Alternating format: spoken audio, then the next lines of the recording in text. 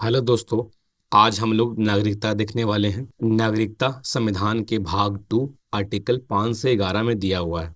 आपको पता है कि भारत में दो तरह के लोग रहते हैं, एक है जो भारतीय नागरिक हैं और एक विदेशी हैं। भारतीय नागरिक वह हैं जो भारतीय राज्य के पूर्ण सदस्य हैं तथा उन्हें भारत के सभी सिविल व राजनीतिक अधिकार प्राप्त हैं। विदेशी नागरिक वह हैं जो भारतीय राज्य के पूर्ण सदस्य नहीं है तथा उन्हें भारत के सभी सिविल व राजनीतिक अधिकार प्राप्त नहीं है। विदेशी नागरिक में दो तरह के लोग होते हैं, एक विदेशी मित्र के नागरिक और एक विदेशी शत्रु देश के नागरिक। जो विदेशी मित्र हैं वैसे देश हैं जिसके साथ भारत का संबंध बढ़िया है, और विदेशी शत्रु देश वैसे देश हैं जिनसे हमारा युद्ध चल रहा है। जिनसे हमारा युद्ध चल रहा होता है उन्हें विदेशी मित्र के अपेक्षा सिविल व राजनीतिक अधिकार कम प्राप्त होते हैं। अब हम लोग देखते हैं आर्टिकल 5 में क्या लिखा हुआ है। आर्टिकल 5 में लिखा हुआ है कि संविधान लागू होते वक्त जो भी भारत में लोग रह रहे हैं वह सभी भारत के नागरिक होंगे। आर्टिकल 6 में लिखा हुआ है कि 19 जुलाई 1948 से पहले वैसे लोग जो पाकिस्तान से भारत में आए हैं उन्हें कुछ कागजी कार्रवाई के बाद भारत का नागरिकता दे दिया जाएगा। क्योंकि जब देश आजाद हुआ था तो बहुत सारे हिंदू मुस्लिम सिख मुस्लिम में दंगा हो गया था। इस कारण से बहुत सारे जो पाकिस्तान में लोग रह रहे थे वह भागकर इंडिया में आ रहे थे, तो ऐसे लोगों को भी नागरिकता दे दिया गया। आर्टिकल 7 में क्या है, वैसे लोग जो भारत को छोड़कर पाकिस्तान में गए, जब वहां जाते हैं तो देखते हैं कि पाकिस्तान का हालत भारत से भी खराब है, तो वह फिर से भारत में रिटर्न हो जाते हैं। तो ऐसे लोगों को कुछ कागजी कार्रवाई के बाद उन्हें भी नागरिकता दे दिया जाता है। आर्टिकल 8 में क्या है, आर्टिकल 8 में प्रावधान है कि 1935 में वर्णित भारतीय या उसके माता पिता जो विदेश में रह रहे हैं उन्हें भी कागजी कार्रवाई के बाद स्वतः नागरिकता मिल जाएगा। यानी कि कुछ ऐसे लोग थे जो भारत के तो लोग हैं लेकिन वह भारत में नहीं रह रहे थे। चूंकि अंग्रेजों द्वारा बहुत सारे यहाँ से व्यक्तियों को बाहर ले जाया गया था, तो ऐसे लोगों को भी कागजी कार्रवाई के बाद नागरिकता दे दिया गया। तो जो आर्टिकल 5 से 8 है वह विभाजन वक्त का प्रावधान दिया हुआ है कि विभाजन के वक्त कौन कौन नागरिक होंगे। आर्टिकल 9 एकल नागरिकता से संबंधित है। यानी कि एकल नागरिकता का मतलब यहाँ पे क्या है कि अगर कोई व्यक्ति है किसी अन्य देश का नागरिकता ग्रहण कर लेता है तो ऐसे व्यक्ति को भारत की नागरिकता समाप्त हो जाता है।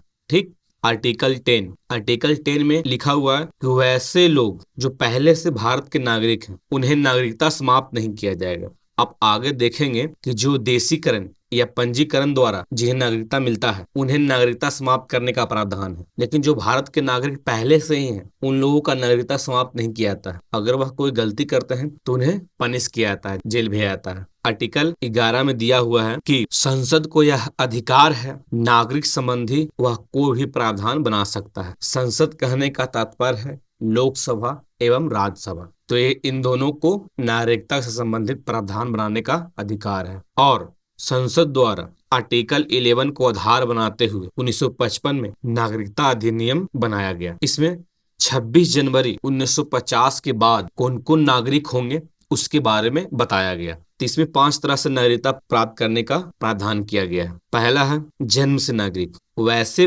लोग जो 26 जनवरी 1950 के बाद भारत में ही जन्म लिया हो और उसके जो माता पिता वह भारतीय हो, तो वैसे लोग हैं जो भारत के नागरिक हो जाएंगे। इसमें एक शर्त दिया हुआ है कि माता या पिता में से कोई एक है जो अवैध तरीका से भारत में ना आया हो, तो अवैध तरीके से आए हुए व्यक्ति के बच्चे को नागरिकता नहीं दिया जाएगा। दूसरा है वंश से नागरिकता। ऐसे व्यक्ति जो भारत के बाहर जन्मा हो लेकिन उसके माता पिता में से कोई एक भारत का नागरिक हो, तो ऐसे लोगों को भी भारत का नागरिकता मिल जाएगा। क्योंकि बहुत सारे ऐसे लोग होते हैं जो भारत से बाहर कमाने के लिए जाते हैं, तो उनका बच्चा भी तो वहीं जन्म लेगा। जब वहीं जन्म लेता है तो ऐसे लोगों के लिए भी नागरिकता का प्रावधान इसमें दिया हुआ है। ठीक है। तीसरा है पंजीकरण द्वारा। यानी कि भारतीय मूल का कोई ऐसा व्यक्ति जो 7 साल से भारत में रह रहा हो, तो वैसे लोग भारत सरकार को नागरिकता के लिए आवेदन कर सकता है, उसे पंजीकरण द्वारा नागरिकता मिल जाएगा। चौथा है देशीकरण द्वारा नागरिकता। ऐसे विदेशी व्यक्ति 12 से 14 साल भारत में निवास कर रहा हो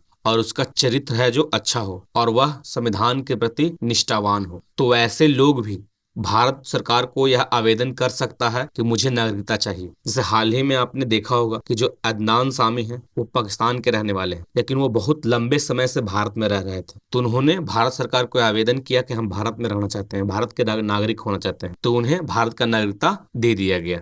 ठीक है। पांचवा है नए क्षेत्र अर्जन द्वारा नागरिकता। अगर मान लिया जाए कि भारत फ्यूचर में पाकिस्तान के लाहौर पे कब्जा कर लेता है और लाहौर को भारत देश में एक नए राज्य या किसी राज्य के अंदर प्रवेश कर लिया जाता है, तो वहां के जितने भी लोग हैं वह स्वतः भारत के नागरिक हो जाएंगे। ठीक है। अब दिया हुआ है नागरिकता को समाप्त कैसे किया जाएगा। आप आर्टिकल 10 में देखे थे, जो पहले से ही भारत के नागरिक हैं उन्हें नागरिकता समाप्त नहीं किया जा सकता। यानी कि सिर्फ पंजीकरण या देशीकरण, या वह खुद चाहे कि हम नागरिकता अब नहीं रखना चाहते हैं, तो ऐसे लोगों को ही नागरिकता समाप्त किया जा सकता है। पहला है स्वैच्छिक त्याग द्वारा। अगर वह चाहता है कि हम भारत के नागरिक अब नहीं रहना चाहते हैं, तो उन्हें नागरिकता समाप्त कर दिया जाएगा। दूसरा है निलंबन एवं बर्खास्ती द्वारा। कोई ऐसा व्यक्ति जो किसी अन्य देश का नागरिकता ग्रहण कर ले, मान लीजिए कि कोई ऐसा व्यक्ति है जो अमेरिका में कमाने के लिए जाता है और वहीं का नागरिकता ग्रहण कर लेता है, तो ऐसे लोगों को नागरिकता है जो समाप्त कर दिया जाएगा।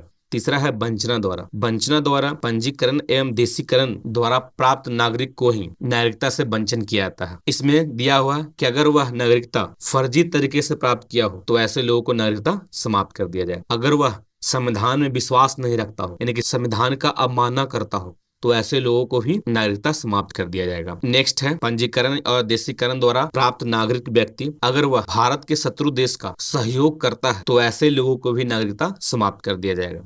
अगर कोई ऐसा व्यक्ति है जो लगातार बिना भारत सरकार के सूचना के 7 साल बाहर रहता है, यानी कि भारत से बाहर रहता है, तो ऐसे लोगों को भी नागरिकता समाप्त कर दिया जाएगा। तो याद रखिए कि वंचना द्वारा पंजीकरण एवं देशीकरण से प्राप्त नागरिक को ही नागरिकता समाप्त किया जाता है। ठीक है।